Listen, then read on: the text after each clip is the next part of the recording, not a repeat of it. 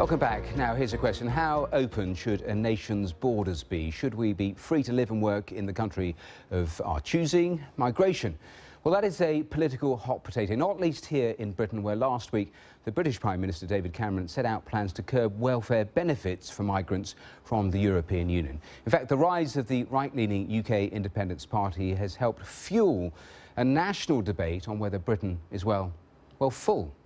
But Britain has a long history of immigration from all over the world, and cultural identity has inspired the work of the British Asian musician Susheela Raman. And she is here with me, and I know that you have watched these political campaigns and have flinched and have been outraged by them. Tell me why, first of all.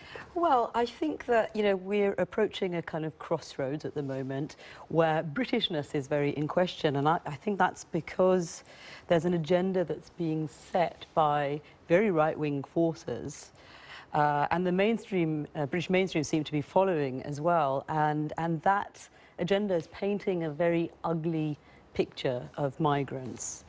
So that's But why is it not legitimate to raise things that people are concerned about? Well, of course, yeah, there are concerns because there are contradictions and there are complexities, but there are so many positive features as well, and I think that those positive features are not being represented as much as like the scaremongering ones are.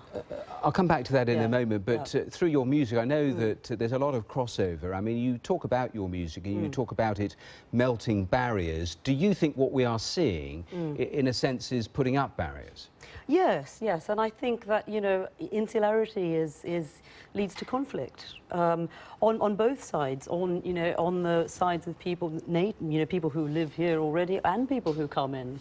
So I think, that people coming in from different countries shouldn't be insular, and we shouldn't be insular either. But there are plenty of groups and politicians making the case quite openly, talking about the need for immigrants to come here, the sorts of people that are needed to go into all of our, you look at the NHS and there are so many migrants working there. There are many people making that point. It is simplistic, isn't it, just to say that actually migrants are not welcome and that's the overriding message? Yeah, I think it's very easy to look at faces that don't conform or don't, that you can't sort of process, faces that are different and sort of say that, OK, well, that's an enemy, put that into a box. Whereas actually what we should try to do is we should try to stretch ourselves and, try to expand our consciousnesses and try to look at these things like, they're human issues, they're human race issues.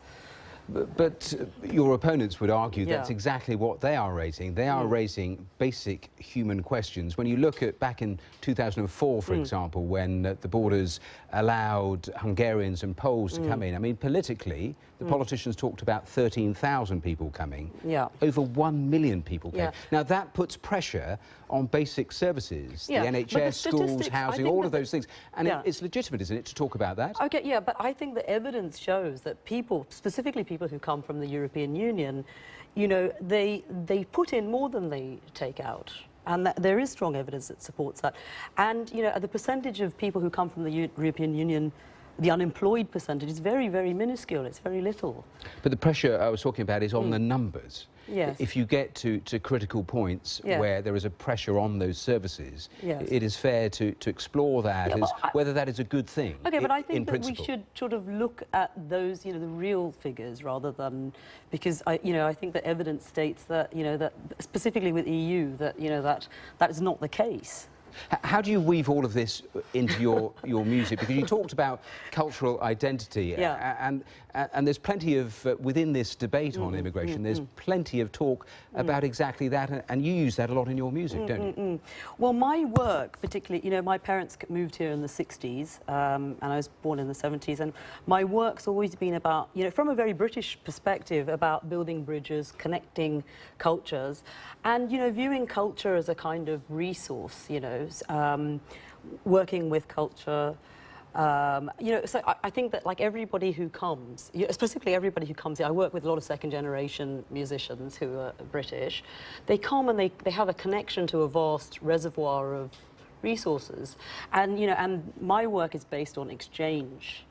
you know, but it's non-conformist exchange. You know? And that's often been the case in music, not just in this country, hasn't it? I mean, you look at the various influences, you see that everywhere.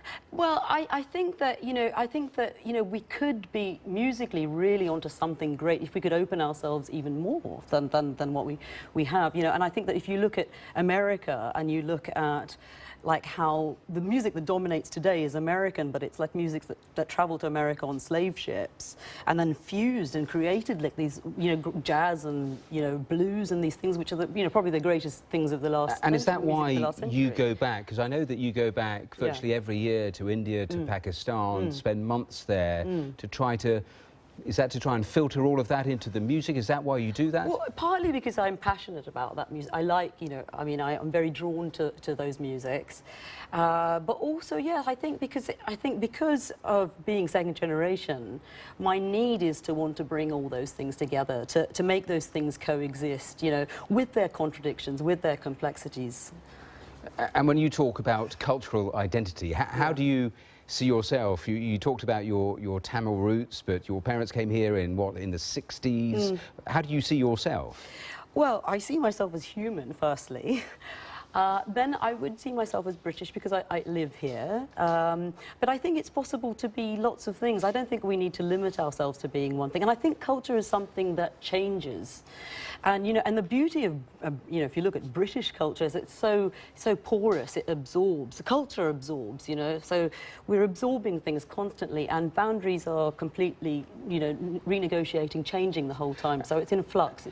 And Hammer, we're going to hear you play in a moment, but how much of that just then feeds back into your music? I think my whole work is pretty much, you know, based on that idea. And I try to promote a kind of idea of inclusivity in my own way, in my own sort of non-conformist way. Well, that neatly brings us round, because I'm going to let you get away to so actually go and thank you so much for coming in. You're going to play us out in a moment or two, but just a quick word, because you can get in contact with us here on the programme. Tweet me on that story, any other story that takes your fancy. I'm at Amreliwala BBC. We'll be back with Global at the same time tomorrow, where we'll look at new technology being used to actually fight Ebola. We'll also be talking to the Mayor of Jerusalem about the recent incidents of violence there. But as I was saying, to finish today's programme, Susheela is going to perform her version of George Harrison's song, Love to You. Let's hear her play it out.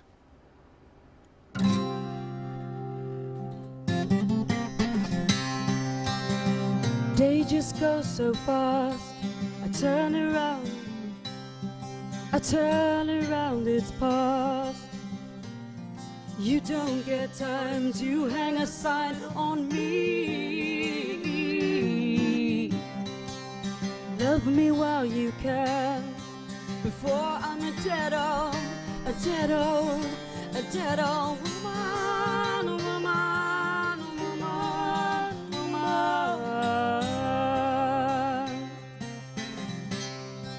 A lifetime is so short, a new one can't be bought.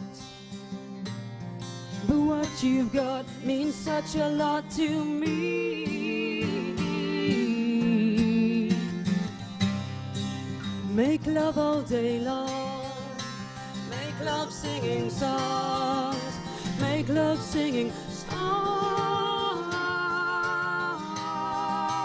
make love singing songs.